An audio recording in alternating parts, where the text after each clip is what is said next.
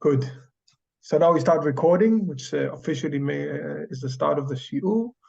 Welcome everybody who joined us this wonderful Wednesday. I'm coming directly from a wedding, so it wasn't for you that I had my tie on, but I did take the jacket off to be more relaxed. So. Rav Natan, we are going to continue to study together as we did in the past. We came to Masechet Avot, chapter 3, Mishnah. Was it 11, right? 11. Yes. Yes. So here I open it so I can share, so I can see. We'll start by reading and then we'll talk about it.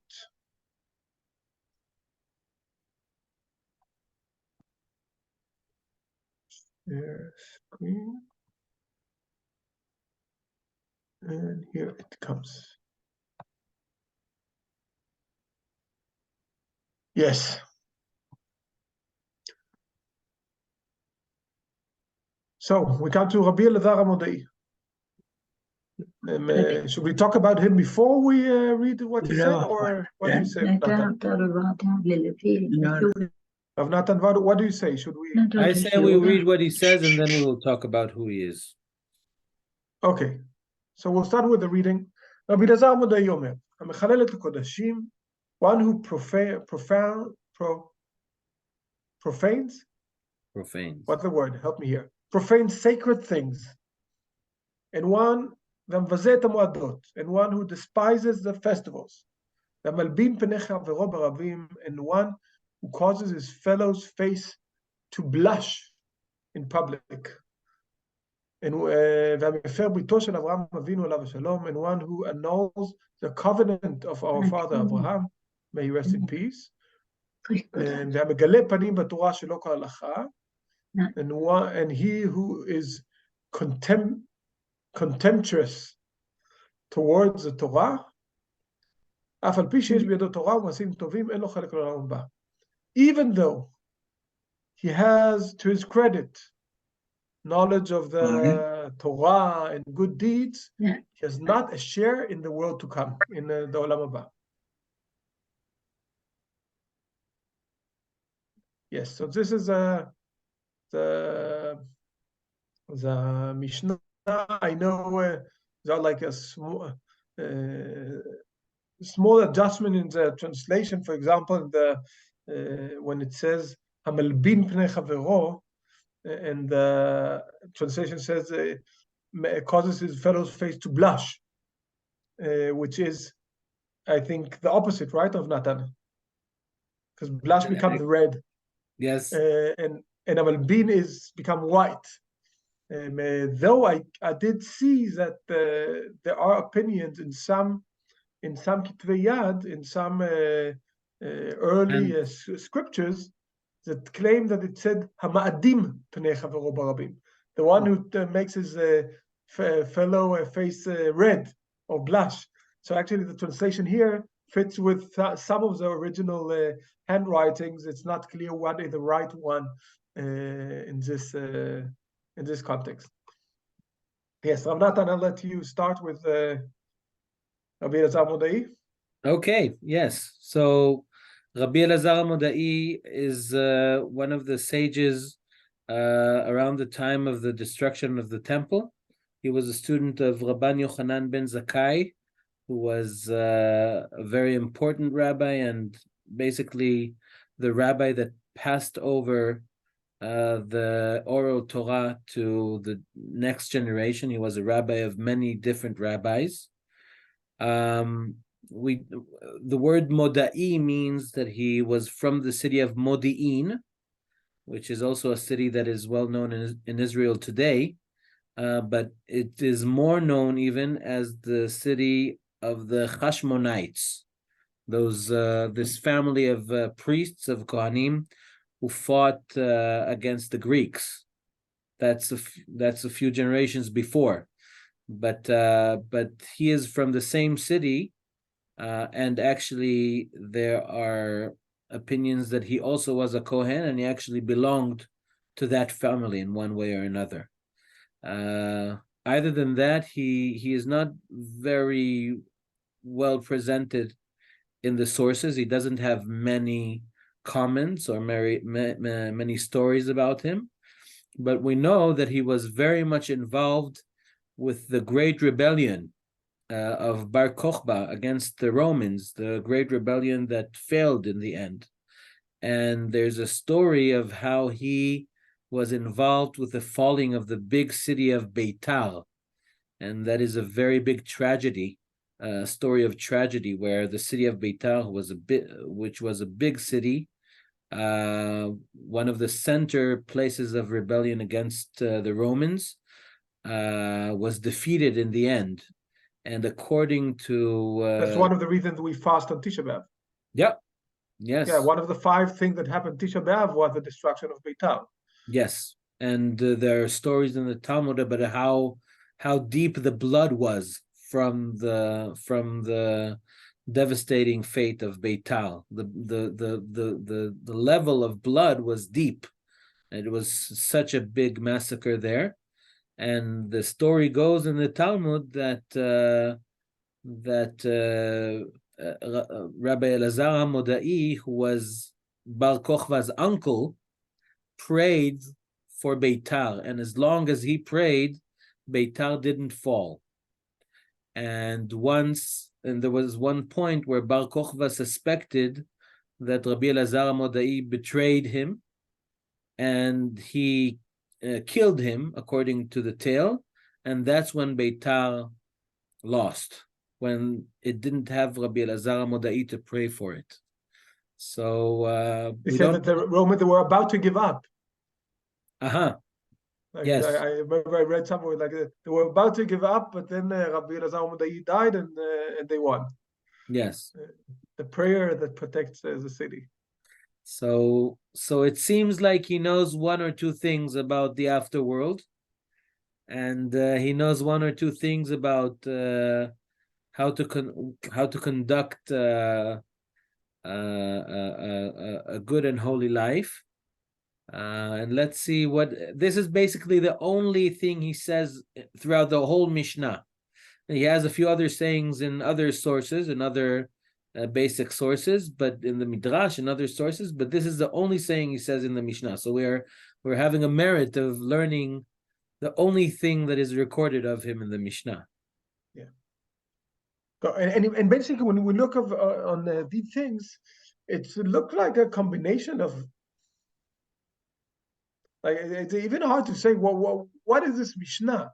Like, when we look about it, it comes into, if we can summarize Mishnah, he comes and says, tells about 5 things that if you do, regardless the other good deeds you are doing, you don't have part of the afterlife, right? So we have the one is about kodashim, the holy things, sacred things. If you profane it. How do you say? Profane.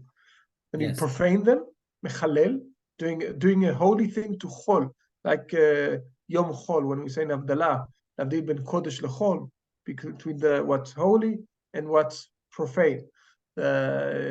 So, המחלל את הקודשים, המבזה את המועדות, the one is profaning the holy things, the other, the מבזה את המועדות, the high festivals, moed, מועדות. There's a discussion, what does it mean? So we'll talk of every one of them. But so one is the holy things. The second is holy days, the high holidays, muadot. The third is hamalbin pnei chavo, the one who embarrasses his fellow. Yes, in a crowd. Embarrasses his fellow in a crowd. In a crowd, yes, in front of other people. The fourth is someone who annuls the covenant of Avraham Avinu. That's also a huge discussion. What does it mean? And the fifth also a huge, every one of the sentences here is actually something that has a huge discussion. The last one, Megale Panim B'Torah Shelo K'Halacha, the one who is contemptuous towards the Torah, which is, I would here also say maybe something else, but we can go into details on each one of them. So, defying holy things, profaning holy things, do something against the high holidays, do something against his fellow in public, humiliating someone in public, doing something against the covenant of Avraham Avinu, the Brit, and someone who do something wrong with the Torah, not according to the halacha. Right, Rav Natan? It's more or less, and now we need to understand what each one of them are, because it's a weird combination, like choosing all these five. I'm sure that if we made a round here and asked which five things are the most important thing for Judaism, that if you don't do them, then you don't go to heaven, you're not part of Olam Haba, I'm not sure which one you will come with. It can be a nice exercise. Think about what are the five things that I would choose to define the one that if without them you can't go. What is the biggest thing? We could ask, what is the first thing? Of course, and then among these five things, what is the most important and what is the next? So let's try first of all to understand what it means. You can see that in English you have many words, right? To say something that in Hebrew is very short. Profane, the sacred. It doesn't even say what is a kodashim. It can be many different things. A kodashim, usually when we think of a kodashim, it's connected to the word hekdesh, something that was sacred for something holy, right? Something that was, if I take some, I won't do that now. If I hold something and say, this is now sacred, I announce this Kodesh LaHashem, immediately that thing, I'm not allowed to touch it anymore. I'm not allowed to use this anymore. And this belongs to the holy of the holy. It belongs to the temple. And until today, it's like that. You can't, if you say on something, it's hekdesh, and you're not allowed to touch it as if it's not yours. But it could be kodashim, can be also the temple utilities. The different kodashim could be a very broad word. It could be the kodashim. It could be different sacraments that they bring, offers and such. So it's actually unclear what does he mean here. Rav Natan, what's your opinion? So I think that maybe in the language of the Mishnah, the most common reference to Kodashim would be the sacrifices. Yeah. But of course, there's one problem with this interpretation, that there weren't many sacrifices in the time of Rabbi Elazar Modai. So either he talks about something before the destruction of the temple, because the destruction of the temple is before his time. He lives after the destruction of the temple. So it's either he talks about that, or I saw some interpretations that come and say that it's the ones that still were used, some maaser, the 10th, that they used to give to the Kohanim, that thing that were automatically, which continued also in the years after. Or that he's trying to pass a point. In other words, it's not relevant anymore, but I mean, those who live in his time know everything about what it means to profane a sacrifice. And there were different ways to do it. For instance, there is a big story that is also connected to Tisha B'Av about how a rabbi hit the leg of a sacrifice that a Roman king sent, and that way it couldn't have been brought onto the altar. So when I do there could be a few things that someone will do to something that is, as you said, hekdesh, something that was decided to be brought in before the temple, that I could ruin it, and it would not be able to be used in the temple.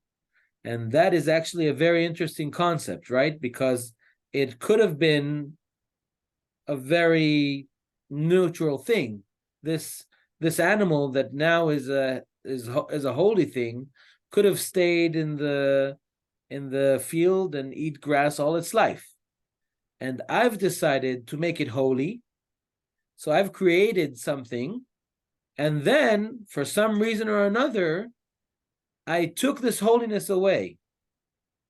This is basically I'm mechalelet kodashim, though I think the most simple way that I understand it. So it's a very interesting concept. It needs to be a person who is involved in holiness. He's involved in the temple. He's involved in. He's not distant from everything. But then he did something that turned his goodwill or the positive action into a crooked one. Yeah. I think that if we take it to the direction not of the sacrifices, but of all the things that are holy, in the sense that any hekdesh, anything that I made holy by saying it, then we actually turn into the regular world of people. You can say, for example, that we need, right, when we say Havdalah, we declare about how God made difference between what's holy and what's profane, what's chol, what's everyday. That in the world we have categories of such. Now, what is so unique about the word Kodesh? That Kodesh is something that you can't see, right? It's like, why is something holy? Because we declared it's holy. If I was at home alone and declared about something I have at home and said, this is now holy, I devote this to God, I know that this doesn't belong to me anymore. This is a hekdesh. It belongs to the Kodesh. The Kodesh belongs to the holy. But I used it yesterday. So it's very easy. Like, it didn't change form. It looks the same. It's very easy to say, yeah, but come on, it doesn't really matter. It's only an assumption. It's only something we decided. So why really take care? Why care about it? It's very easy to make something that is Kodesh, to make it Chol, to make Shabbat Chol. It's extremely easy. You just need to do it, right? You just need to. That's the word.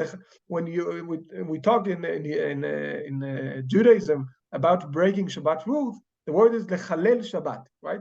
Making Shabbat profane, making a Shabbat into a regular day. It's very easy to make Shabbat into a regular day. I have all my everything. What makes Shabbat holy? It's not something you see. It's not something you touch. It's a fact that you made it holy.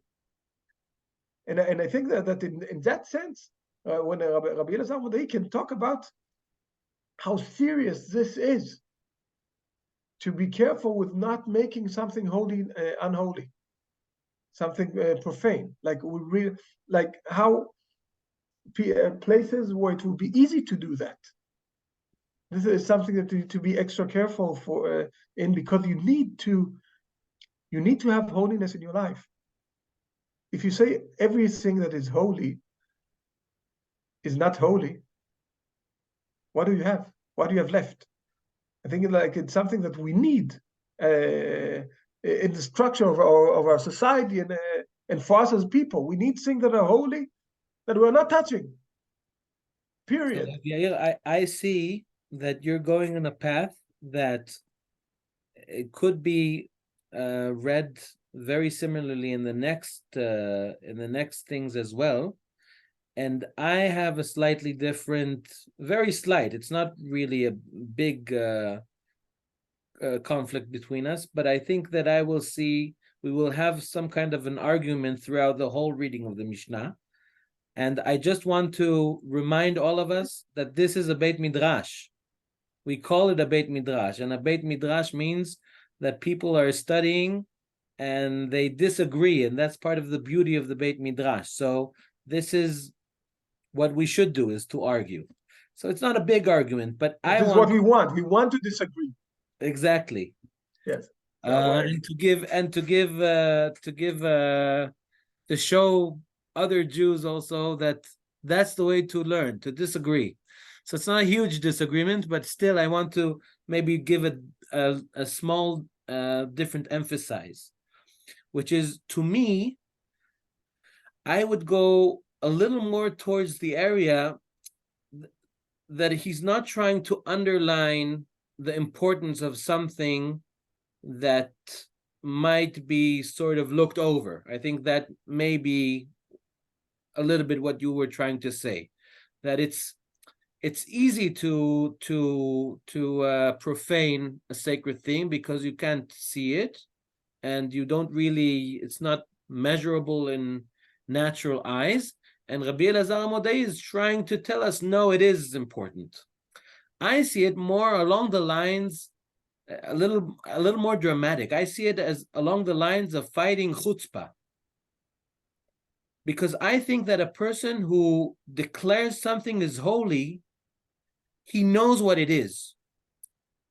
And I think that in Rabbi Elazar Modei's time, it was even more tangible than in our times. It is tangible. And the person who is profanes the sacred things, the person who profanes the sacrifices or profanes other things that he declared as holy, it's a chutzpah. It's saying I can roll back. If I did it, then I'm allowed also to roll back. And the answer is no. When you're dealing with holiness, you're actually giving in to God. You're giving in to God. You have this calf, you have this animal. Now you declared that it belongs to God. It belongs to God. And now you can't decide over it anymore. And thinking that you can decide over it, this is heresy. This is terrible. And we will see soon that all of these examples, I just want to fit it in the context.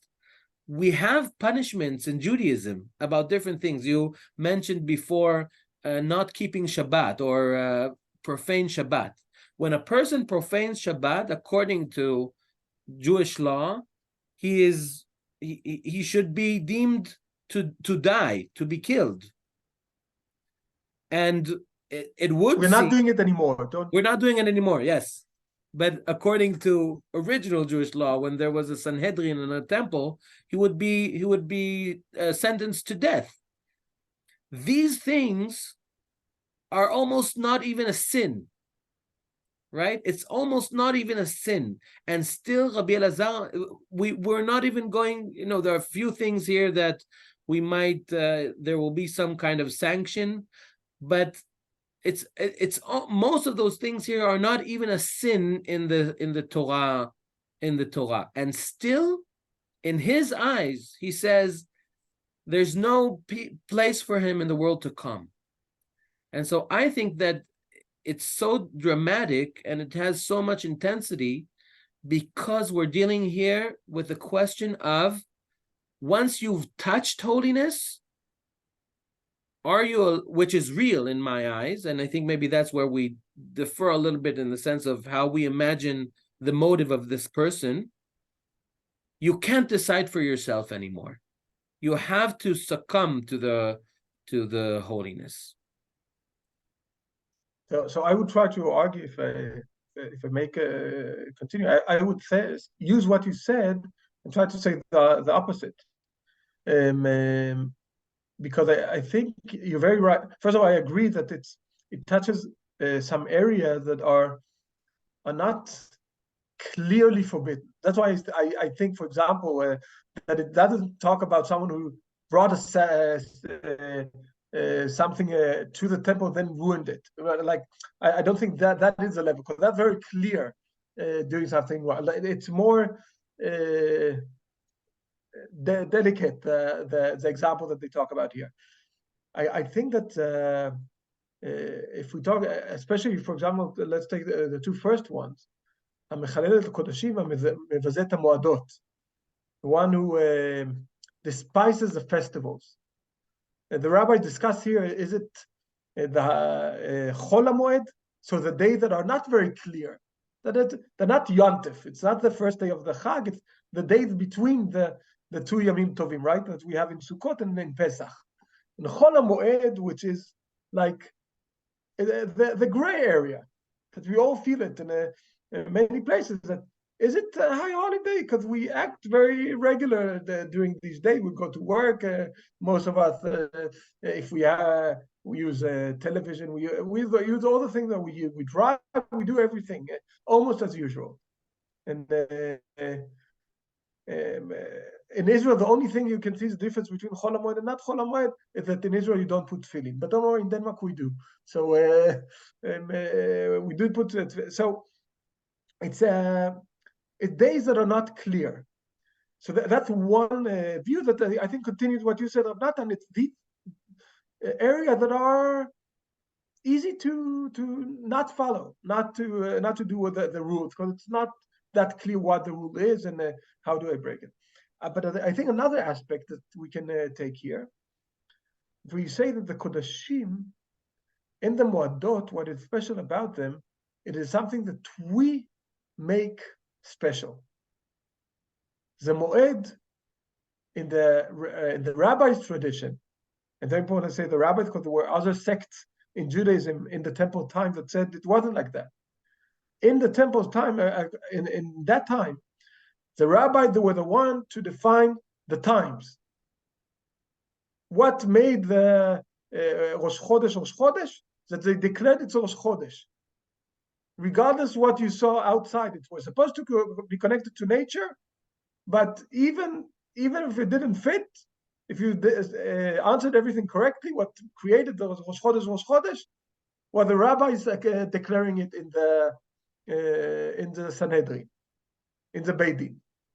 When the Beit Din declared, then it was, and many Jews at that time said, no, how can you do that? It's God's time. God decides the time, not people.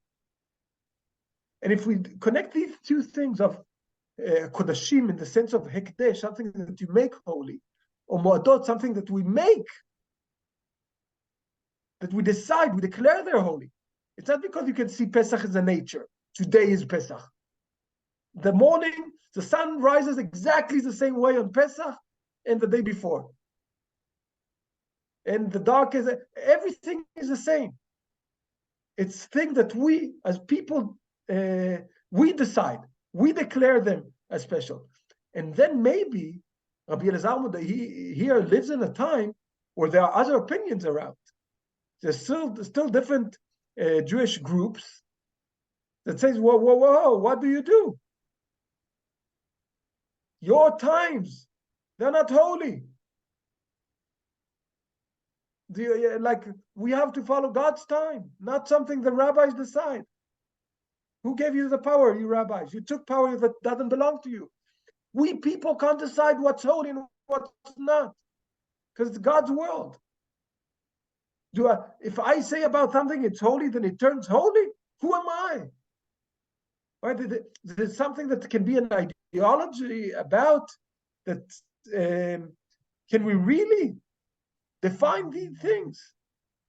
Who are we as people? So I challenge you to say maybe the opposite. It's come and say everything that the rabbis come and say the power lies in us, in people. Then we don't take it seriously. And the reason I say it is not only because of the different groups that were at that time, because also today I meet many times the discussion about, for example, almost every time we talk about kosher and and people say something about the mixing of chicken and milk, and then they say, yes, but it's only the rabbi who decided, right? Like it's something very easy to say, and, but it's not really it's not the real deal. It's something you rabbis you found, you made it up. And these things, until today, that aspect is very easy to say. What people decide, that's not the same. It's not like God's words. God's words, these are the ones that are important. What people decided not. And I think Rabbi Elazar Melchior here, maybe he says something about how critical it is what people decide. But he doesn't only talk about the Moadim that the rabbi decides the Beit Din, but also a Hekadesh, something that every one of us can do holy. Every one of us creates this holiness if we declare something as the holy. So if he goes in that direction, he says, what we people decide to do, that has an effect in the world. And don't underestimate the power that we have as people. You can't say that, oh, that's only people, only rabbis, that's only me. I said it was holy yesterday, but I was drunk. I didn't really mean it. It doesn't matter. No, what you say matters. What people do matters. And I think that maybe there's an aspect here in that direction. I'm not that I spoke enthusiastically, so now it's your turn. No, so I think wait, we have a question, even better, or something to say. Yes, Gisa. Gisa Yes, Sarah. it's a very short question. So I don't know if I'm a little confused, but what you were saying is any one of us could create holiness. Is that the point? We could declare something holy. Is that what you're saying? Any one of us? No, that is a fact. Today, Gisa, if you take something and say, this is holy, I dedicate this to God, then it's binding. That's halacha, right? But you might say, okay, but how can I say what I said here, that maybe he comes and challenges those who say, but it was only me, right? It's very easy to say, yes, I said it, but who am I to really make a change in the world? Say, creating holiness on something, right? It's easy to not think that way. And I think he comes and say, no, yes, it is.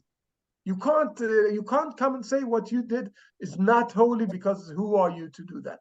And then I think it's an aspect. I don't know if this is what he said. It's an interpretation. It's my interpretation. Don't take it as the truth. It's a possibility. No, but in that case, I would combine your interpretation with Rav Natan, because that's only what I think. I don't know if I'm right or wrong, but actually I think that following what you have said, then also what Rav Natan said is pretty right, because once we declare it's holy, it's no longer ours.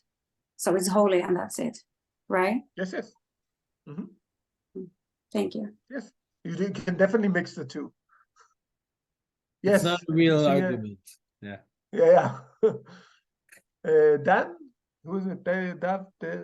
Yes, I just want a question about sometimes God connecting the external things as a holy, for example, telling Oma or Rosh Hashanah, for example, new moon is connected to external things. They are connected, but again, they are defined by the Beit Din. If the Beit Din, there's a very famous. There was a very famous situation. We actually studied that in the Beit Midrash. You probably all remember that about 3-4 years ago. We had when we studied about the Beit Din who decide on the times, and the story talks about Rabbi Yoshua, who disagrees with the rabbi, and he says, how come you can say that it was already Rosh Chodesh? Look at the moon. He said it's like a pregnant woman who says who says no, I didn't do any. I didn't do anything. Said you can see the baby in you can see everything, but he says the thing exactly like you said. The moon shows the right thing. And Rabbi Yeshua says, how can you say such? He disagrees with the rabbi, with Rabban Gamliel. And what Rabban Gamliel answers? You have to come if according to your calculation about the times, you will have to come to the Beit Midrash with your stick, just like a regular day, because no, you're wrong. The Beit Din decides it, and that is what you're right. It's connected to nature. It's not because they are completely do whatever they want. I'm not saying that, but the power to add a month, for example, right? Deciding if Pesach is next month or only in 2 months.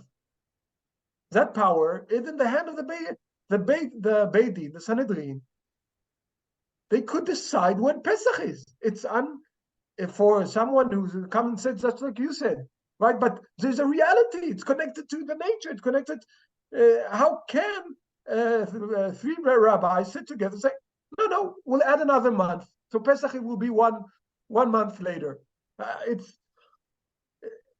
is amazing. It is amazing to understand this, because it's hard for us to understand how can rabbis sit and discuss these things and decide what is God's holy days. Yes, it is. But you're right. It's connected to reality. It's not completely whatever we do, whatever we want. It's not. It's not like that. I would like to. Yeah. I would like to offer here also a small different underline that when I read the one who despises the festivals, I read here also here the sense of chutzpah, the sense of if really we explain that we're talking about Chol HaMoed, and just to be clear, Chol HaMoed means the days that is not the holy festival itself, but it's days that are after the holy festival and are considered, on one hand, part of the festival. On Pesach, we have 7 days of Pesach, but only the first day is the holy day. The rest of the days are Pesach days, and they're called Chol HaMoed. On one hand, they are simple days, everyday days, but it's also a Moed, it's also a holy day. And there are many laws in Halakha, what is allowed and not allowed. There is a question, can I work on Chol HaMoed? Can I write on Chol HaMoed things that are not connected to my specific needs right now? Can I plan things that are connected to business on Chol HaMoed? So in the Halakha, there is an attempt to say it is not an everyday. It's a day between the days. It's on one hand holiday. On the other hand, you're allowed to do melachot. You're allowed to do different activities. You're allowed to do things that you're not allowed to do on the holiday itself. And now the question is, when a person comes, so he has a choice to do. And the choice is, am I reacting to it as if it's a holy day, or am I reacting to it as if it's a normal day? And it is a delicate question, as Rabbi Elazar HaModai says in the end of the Mishnah. Even though he has Torah and good deeds, in other words, he won't do things against halakha, but when he sees those days, does he take charge of the holiness, or does he decide to underline the everydayness of that day? And it's again a question of delicacy of chutzpah, a delicacy of, this is now when you're facing holiness, what do you do? Do you choose to ignore it because you can? Or do you choose to embrace it because you are in front of holiness? And a person who decides to ignore it, or even more than ignoring, to despise it, to underline the everyday, it's not that he did a sin. There's no sin that he performed. We can't even almost tell him that he did something against the Torah. but he has no place in the afterworld, which means that he had lost the natural connection, or the I would say the basic connection with what he does. He lost the soul, right? The afterlife talks about the soul. So the connection to the soul of the things. Maybe it's a bit too Hasidic for you of that time. So let's move on, because as you said, Rav Jair, those two first issues are very concrete issues that were connected also to the temple in one way or another. And now we're moving on to things that are much more everyday things that we can identify with in our everyday as well. Yeah. And the third thing is Hamalbin Pnei Chavero Barabim, and you've already mentioned that the translation here is one who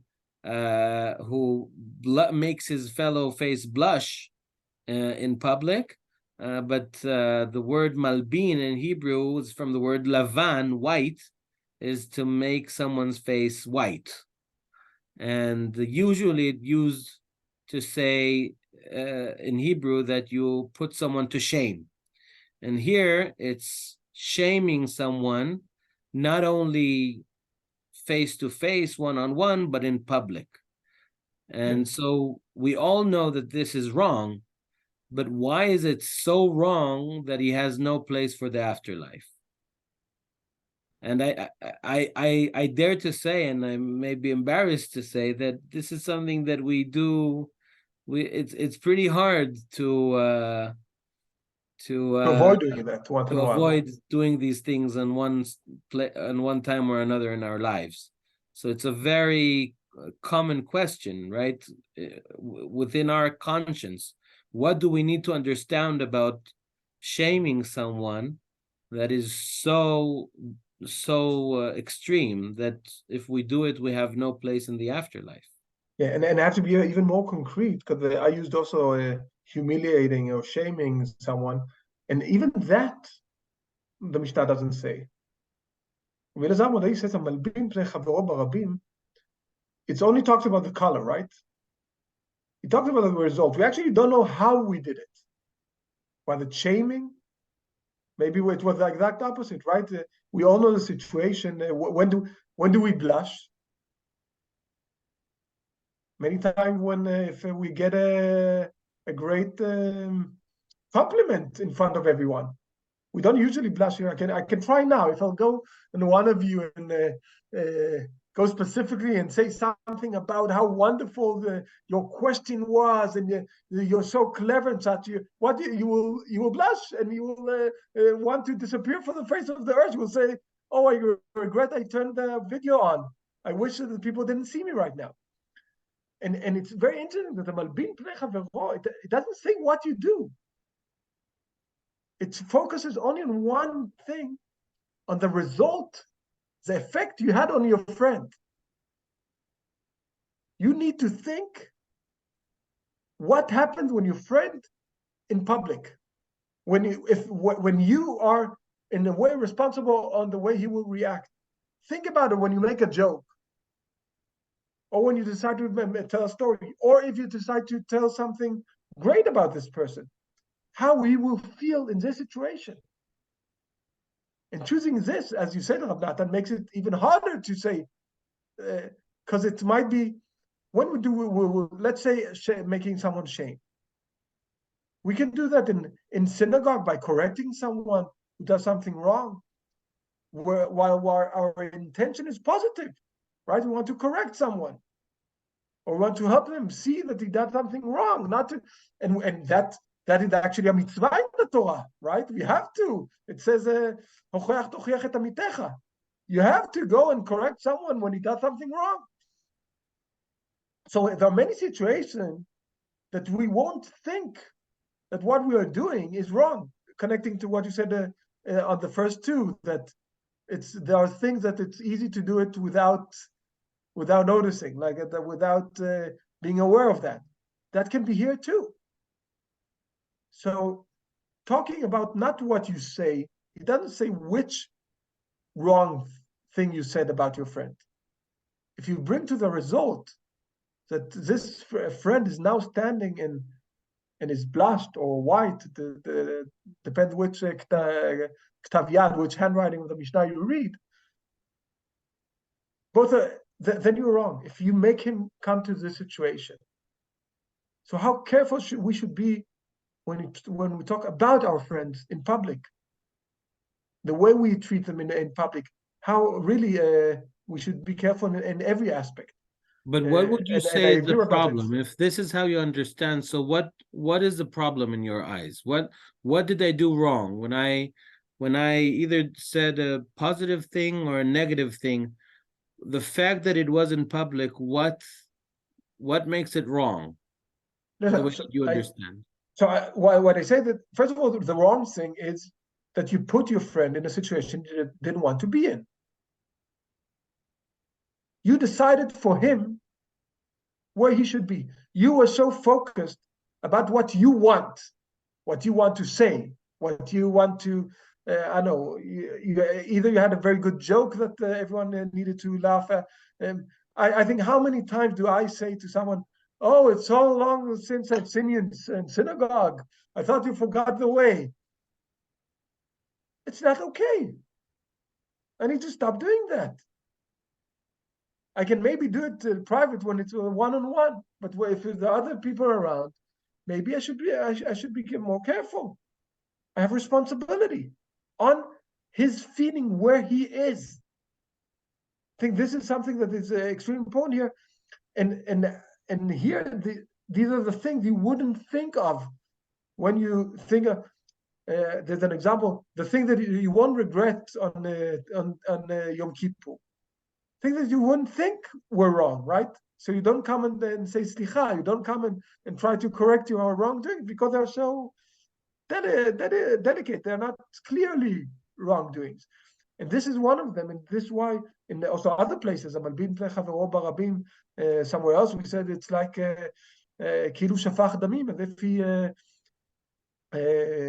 shed blood, not shed. Yes, to say it correctly. So it's. I agree with you on this point, and I would like to take it say one more thing about it, which is, in my eyes, what you're essentially saying is that I'm using my friend for my benefit.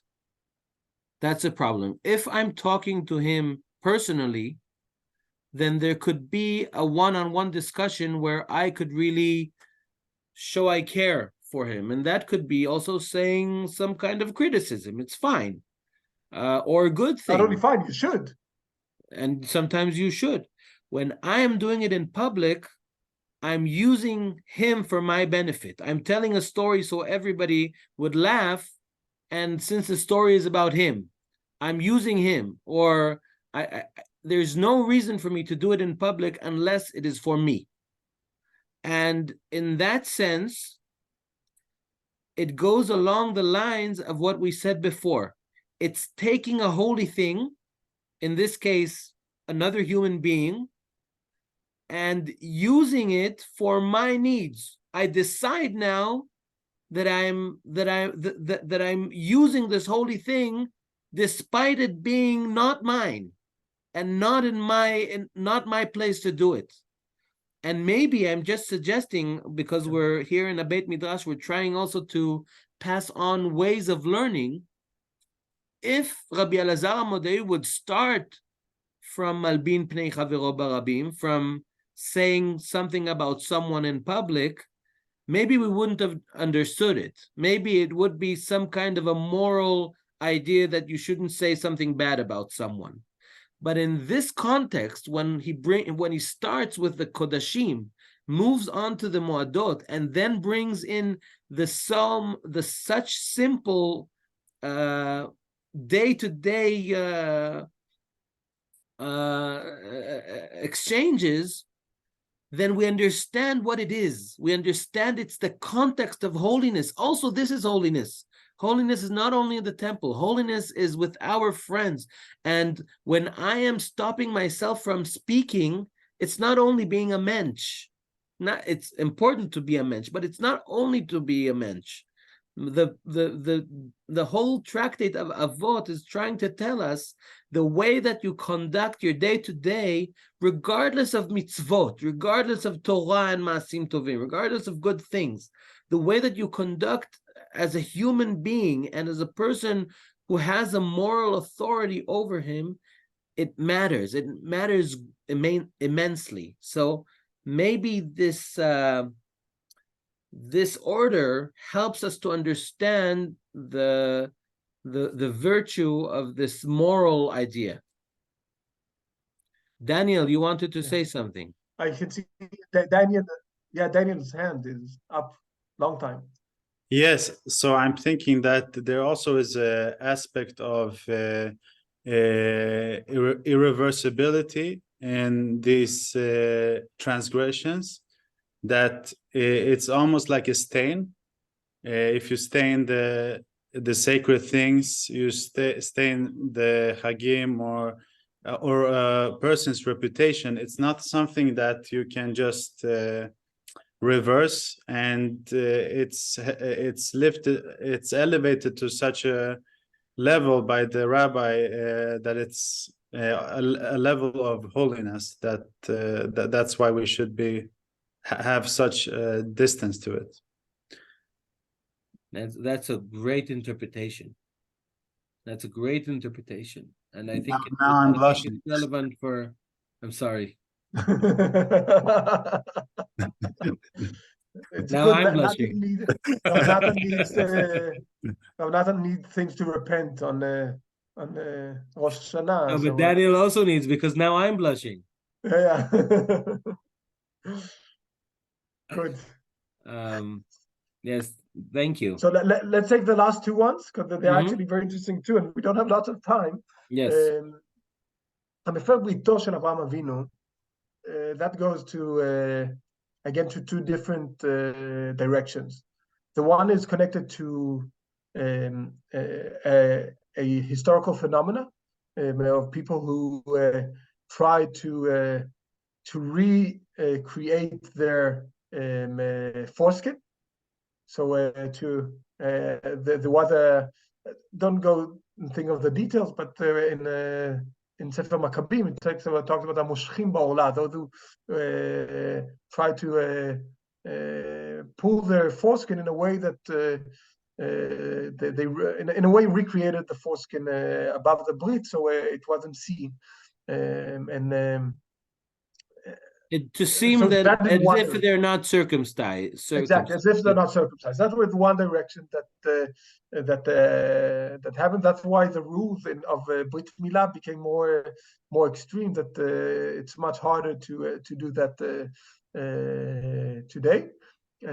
But that's like one direction, that it was meant maybe for, in Rabbi Elazar Modai's time, there were Christian groups who started to downgrade the mitzvah of Brit Milah, so it might be connected to there.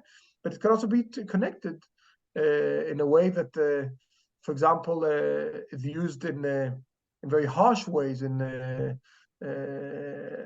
lots of religious teenagers worked very hard with this, what they call the Hafarat Brit, of this, the place of the Brit, intimate parts. It was connected to what do you do with your intimate parts, and I don't want to to talk too much, because these things are intimate, and it says now you're not supposed to talk about arayot more than b'shtayim.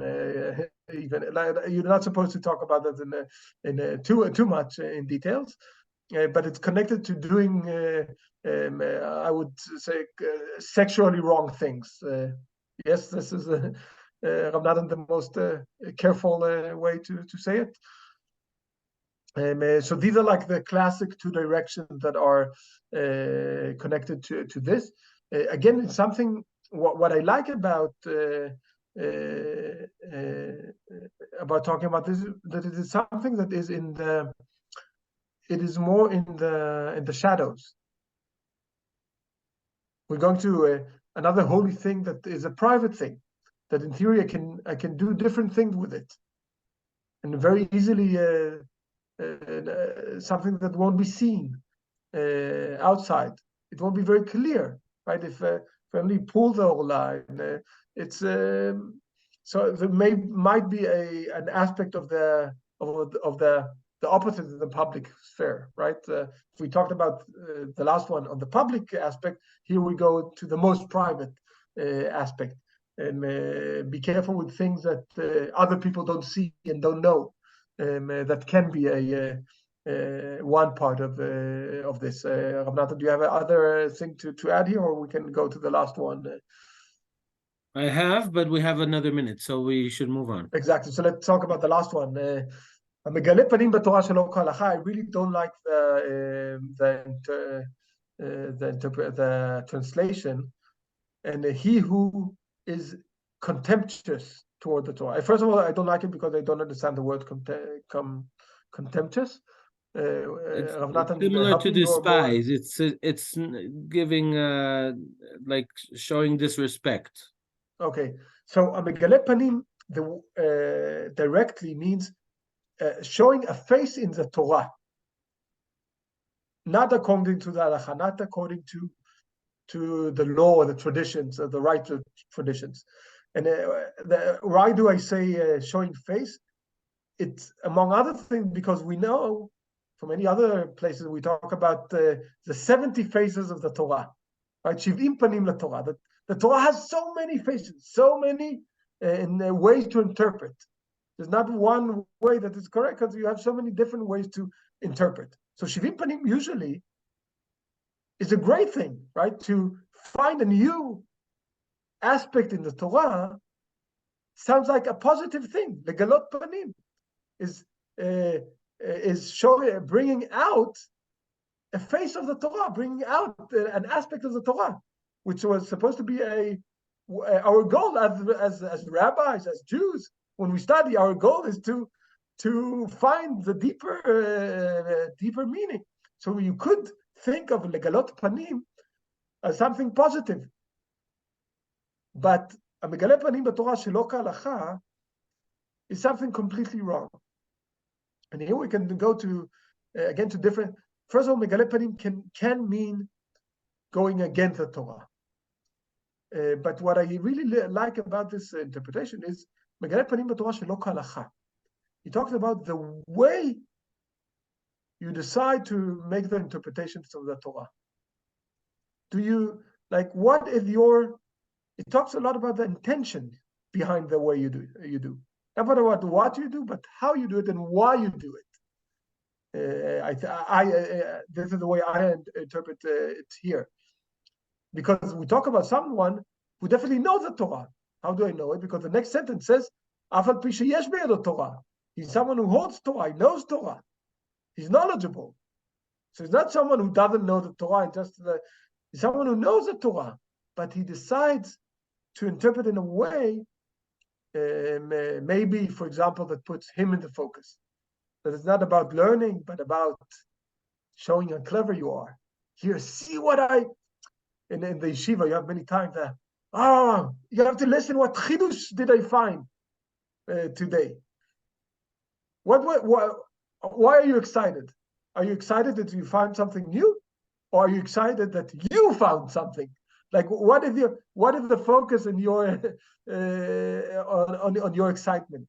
I would like to add another thing here. I also immediately went to 70 faces to the Torah. I think it's